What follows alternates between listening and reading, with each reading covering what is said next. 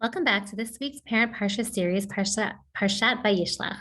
I wanted to spend a few moments talking about a theme that starts ever since we meet Yaakov in many ways and takes us all the way through this week's Parsha. And that is the theme of his own struggle with telling the truth. Yaakov seems to be plagued from the beginning with almost a cloud of treachery that follows him, and that starts with him, right? So he tricks his own father. He then has to run away. And then he becomes the subject of his own source of trickery. We see that this theme of being tricked actually goes down to his children. It infects his own household. We know that in this week's Parsha, Shimon and Levi actually become the individuals who basically trick the whole city of Shechem. They feel that the deal that Yaakov has made basically completely disrespects and dishonors the family. And so even though Yaakov makes this understanding with Shechem and all the people that if they are going to Chamor and Shechem, that if they are going to circumcise all the men in their community who come to the Sha'ar, then they will become basically there will be a merger between the two families, and they are completely against this, and they go and they kill everybody. And we see that Yaakov is deeply upset by this. Yaakov is deeply troubled by this. It's a theme that Yaakov comes back to again and again in his own lifetime in terms of how he relates to Shimon and Levi. We see towards the end of the Parsha, the back and forth that goes on between him and Lavan. And again, the struggle that he has almost later at the end of his life, where at the end of Rachel's life, where he almost is kind of like appalled at Lavan, like, why would you think that I would steal something from you? And why would you think that I would do such a thing? And in fact, Rachel has stolen the idols, and Yaakov takes this shvuah, and it has far-reaching consequences for Rachel's life potentially. Again, there are lots of ways to understand this narrative. There are lots of things to think about, but the piece that I was actually really thinking about is the fact that Yaakov himself, as an individual, he struggles with what it means to be a truthful individual. He struggles with the idea of how do I get what I need and at the same time hold true to being honest and real and present. I think that if we look at this from a Dan L'Chavzchut perspective, we think about the fact that Yaakov really believed very strongly that there was an important mission and that he was part of that mission. And the only way to accomplish this mission was, let's say, to trick Yitzchak.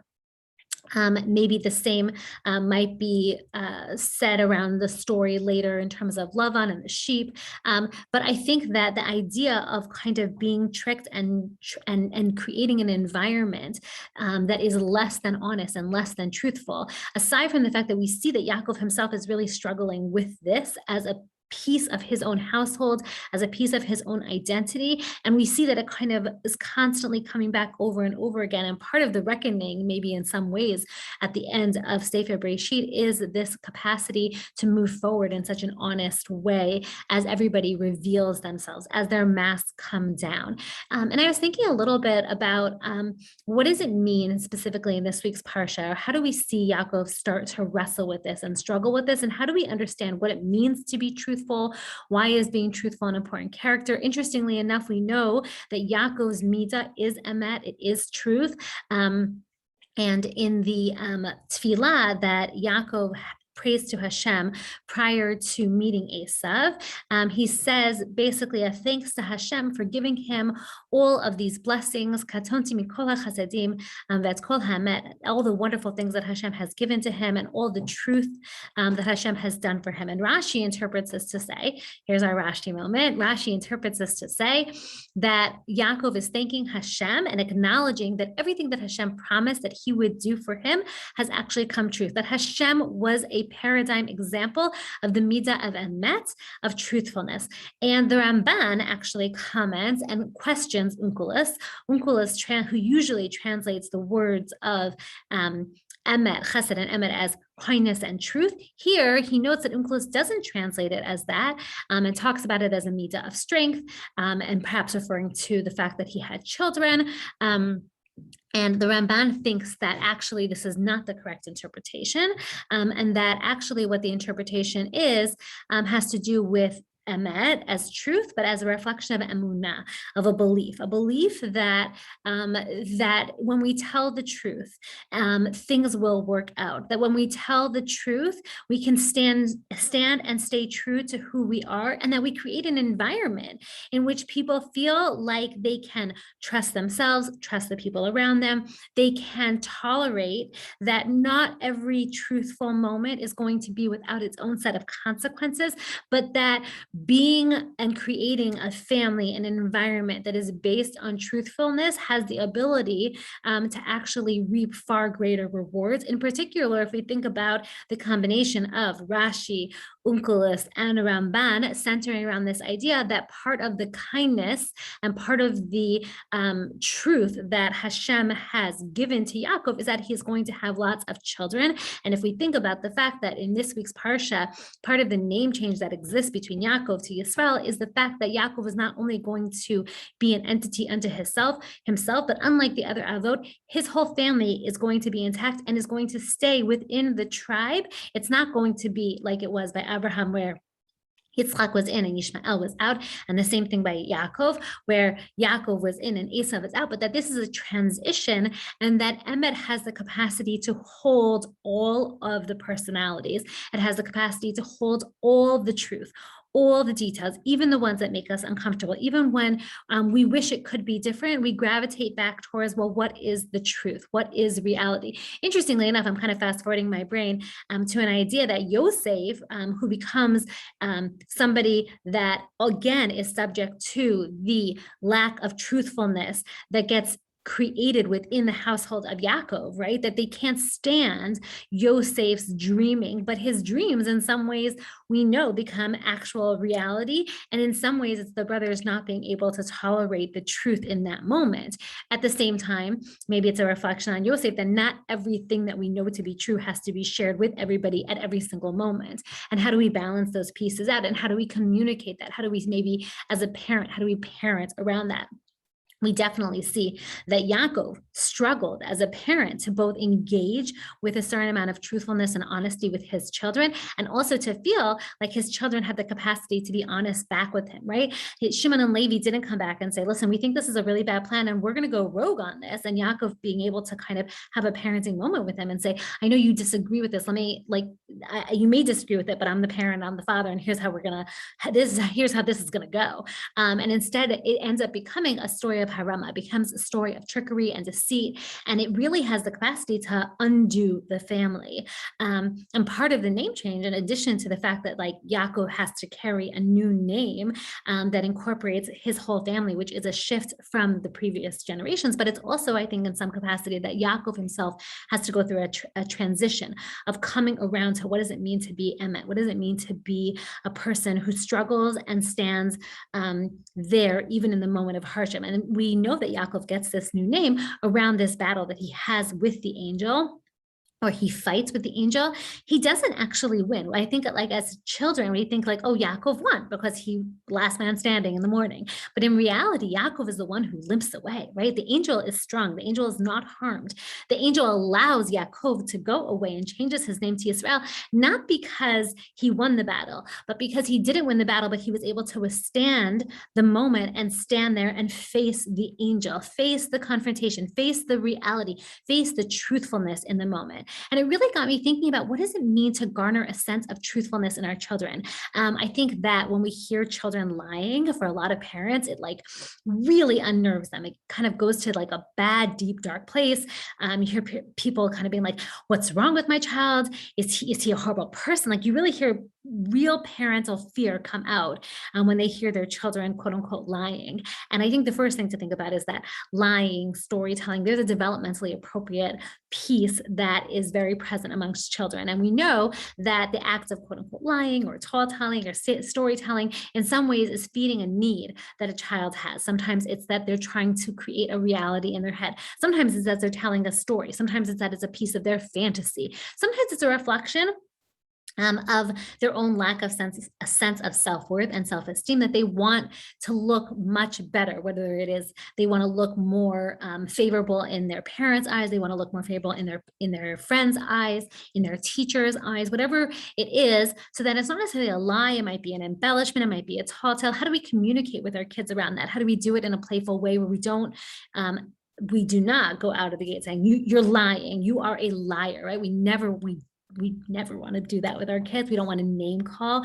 We want to show them that we don't name call in our house and we don't name call other people. We're modeling that, right? But kind of thinking about the fact that like, whoa, that story sounded like maybe like it was like a bit of like, like tell me a little bit more about that story. I want to ask more questions, or like, oh, I'm having a hard time kind of understanding all the details of that. Are you sure that's exactly what happened? Sometimes in our head, stories become bigger than they are. Sometimes actually leaving and coming back and saying, I'm going to give you a few minutes and like, I just want you to think about your answer. And if you want to change your answer, I'm going to come back in 10 minutes and I'm going to give you the space to change that answer. Or, it sounds like that happened, but it happened a lot. Are you sure it happened a lot? Like, let's think about this a little bit. I think starting to truly try to understand the way in which children are telling stories, why they're telling the stories that they're telling, what's the gain, what's the secondary gain that they have about it, what can it tell us about something that's going on in their life, and how then can we actually have an appropriate intervention. Sometimes, almost always, the appropriate intervention is not you are a liar and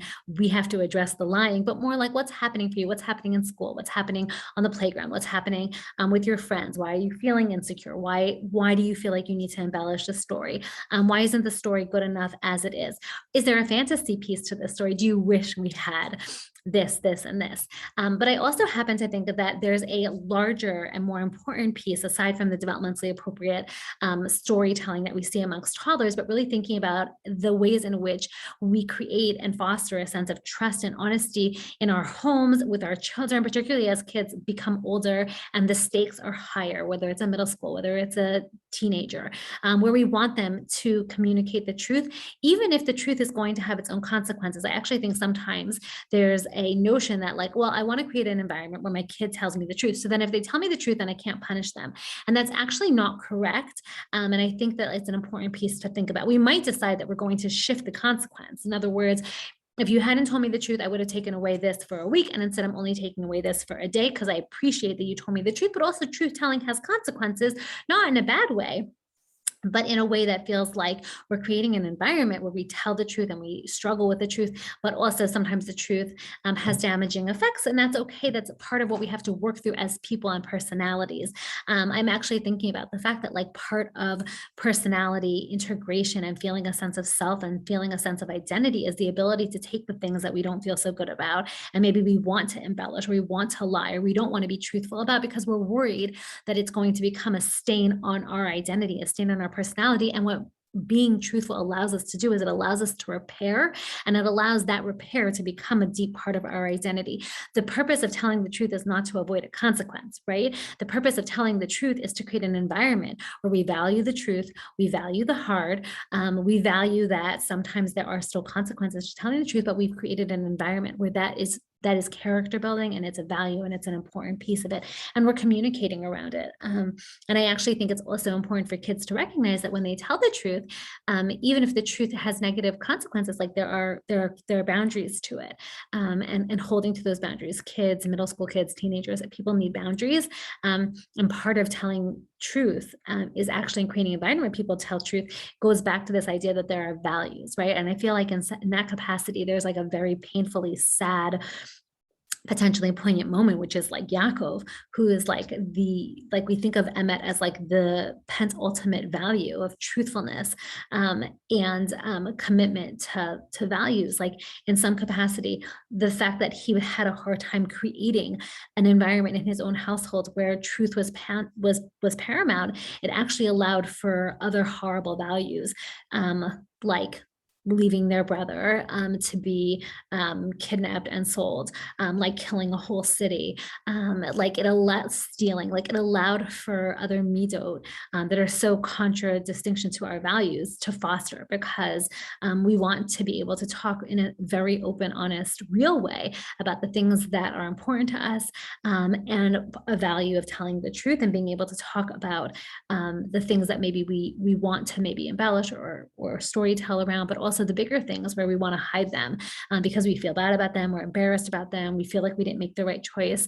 And it's an opportunity to create a home of learning. It's an opportunity to create a home of values. It's an opportunity to create a home of reflection.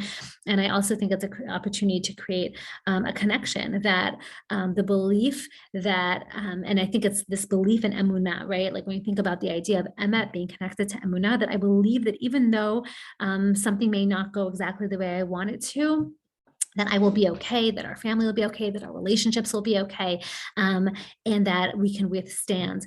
We can stand up to the truth, and we can withstand the moments when we don't want to tell the truth, and we can look at the hard and not whisk it away, but confront it and allow ourselves to build character from it and help our children to build character from it. Okay, Parsha treats. So because I'm thinking about stealing and honesty, I'm thinking poached pears, like anything with poached pears. So I happen to have gotten a Williams Sonoma catalog in my this like last week, and they happen to have a recipe for like custard poached pears situation. So I'm thinking that I might try that. I think you can do anything with hidden, because we're thinking about the ways in which we hide things instead of letting them come forward and be honest and telling the truth, and thinking about the ways in which in this parsha things get hidden. Rachel is hidden, and no, that was last week's parsha. I'm just thinking about the whole story and all of its encompassing. But Rachel hides the Trefim from her father. So I think that there is like a whole piece there.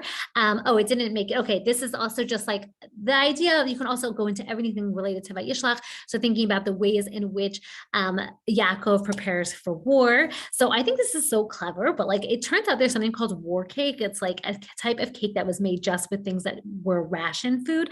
It basically looks like it tastes awful, which makes sense because like they didn't have things like sugar and things of that nature. So it's like raisins and you boil it, and like it's very bare bones. I haven't found a recipe that feels like it was able to like redeem it. So like I'm not sure I'm gonna go down that rabbit hole, but who knows? Like the week is young. And I always, now I'm trying to think of like a good creative challah. So like I like that sword. I'm thinking about like Esav and Yaakov preparing to do battle with him. You could think about it in terms of like Shimon and Levi. So I think there's like a lot of places to go with this. So yeah. So I was just having another check in my brain. I think also my daughter was saying that she was thinking that she wanted to do like a present cake for the presents that Yaakov sends to Esav in advance of meeting him, to try to sway him. And I think last year, I think I did tefillah. Actually, I think I did like on cupcakes, like the 3 different things. I had like little boxes, and I think I had like some type of animal, and then like maybe like a sidur for tefillah. So I think you can do any combination of things, and I'm excited to see what everybody does. So I hope it's a good week and it's a good Shabbos, and Shabbat Shalom.